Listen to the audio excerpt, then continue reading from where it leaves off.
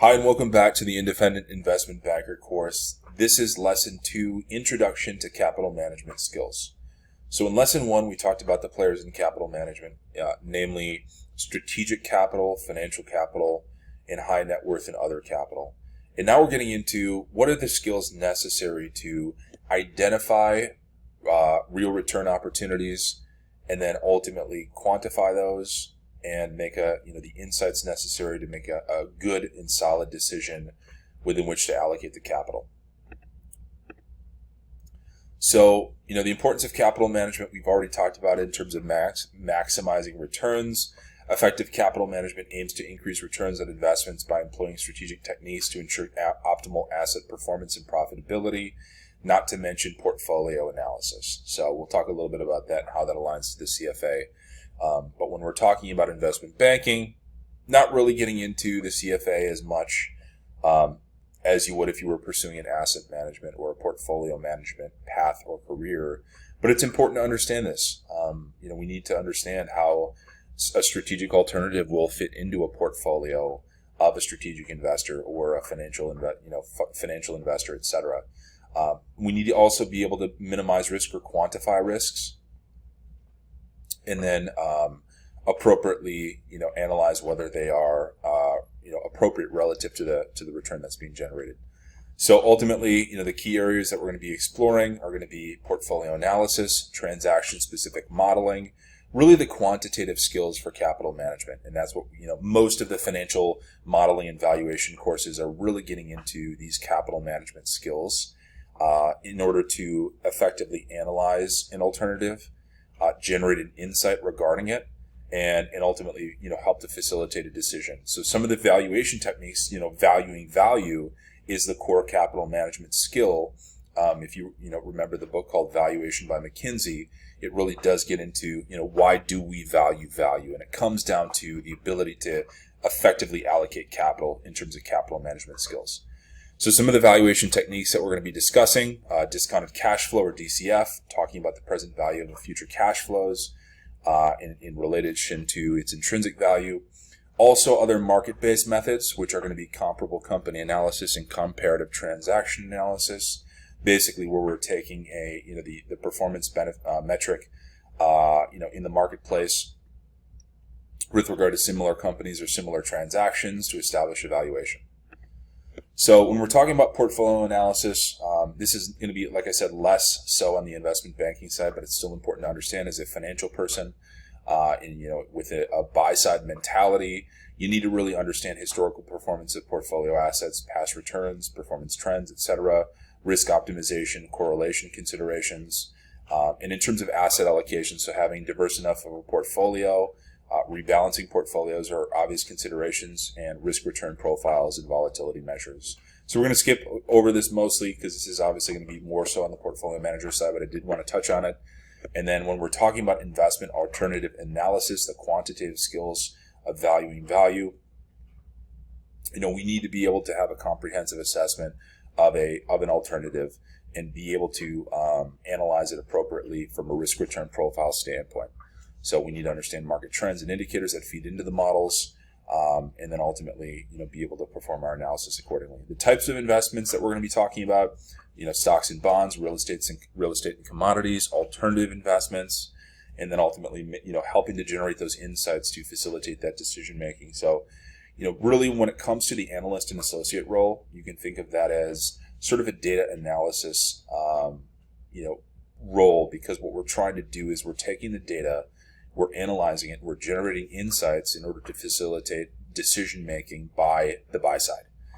And so that's why it's important to have those skills of valuing value to do that accordingly. We also get into transaction-specific modeling. In terms of developing financial models, we have detailed projections when it comes to forecasting future cash flows, revenues, expenses, profitability of a transaction, financing options analysis, assessing different financing options, debt and equity mixes, to determine their impact on transaction viability and returns, and then doing that risk and return assessment. Is this return appropriate given the level of risk? And then ultimately, when we're talking about financial feasibility, we're talking about profitability analysis, the value proposition of the individual opportunity, and then the quantitative analysis to support the investment decision. So ultimately, the capital management skills of data analysis and analytics are ultimately, towards the ends of informed decision making, insight generation to inform decisions to make decisions from a buy-side perspective. The valuation techniques that we're going to be talking through in this course, and frankly speaking, are going to be touched on in more of the quantitative courses of financial modeling and valuation. Whether it's Wall Street Prep or Investment Banking Institute, which I went through both of those. Really awesome, solid courses.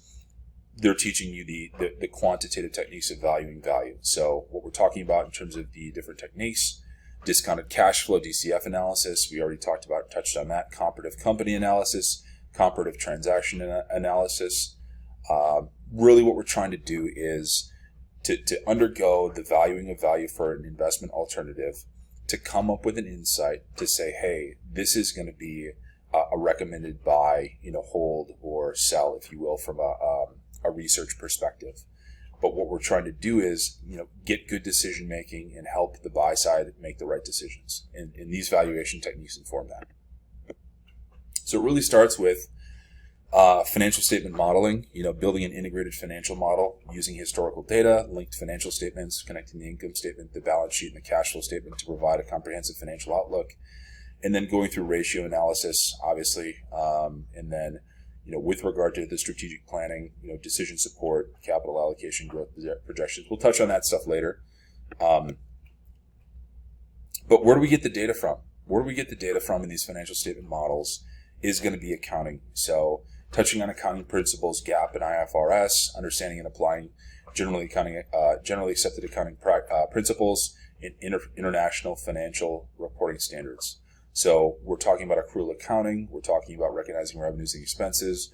This is not an accounting course, but suffice it to say you get the data from financial statements that are generated from the accounting process to build out the income statement, the balance sheet, and the cash flow. That feeds into the financial statement model, and then you can undergo the analysis. So that's where corporate finance concepts come in, when we're starting to take this accounting data and transform it into something that's usable from an insight generation perspective. We're talking about capital structure, cost of capital, dividend policies all play a part. When we're talking about the capital management skills of valuing value, of course, we're talking about the utilization of Excel in capital management. So Excel for financial analysis, understanding key Excel functions, understanding advanced Excel techniques that you get into. But really what we're trying to do is we're trying to take data, we're trying to manipulate that data, to analyze that data, to generate insights, to inform buy-side decision-making in the capital management game. And that's really what it comes down to. And that's the quantitative techniques of valuing value that I mentioned before. So integrated skills for effective capital management. It's the analytical skills. It's the technical proficiency. It's understanding the strategic nature of it as well, so how it fits into a broader portfolio, and continuous learning. And really, at the end of the day, we're trying to inform effective decision-making, being data-driven, observing risk, and performance measuring. Finally, capital management skills are absolutely essential. This isn't necessarily meant to be a financial modeling and valuation course, and that's okay. There are a lot of other great ones out there that are going to teach you the quantitative nature, the technical skills, spend the time in Excel. This is giving you the independent investment banking skills necessary to be able to manage the process from start to finish. So that's where this comes in, and this course comes in, and why it's so essential. It really is the missing piece to inform the financial modeling and valuation courses, to give you that high-level understanding of how the parts play in the capital management game overall and where your technical skills will fit in. So hopefully you're enjoying the course so far, guys. Stay tuned. 90-plus lessons to come. We're going to get into it.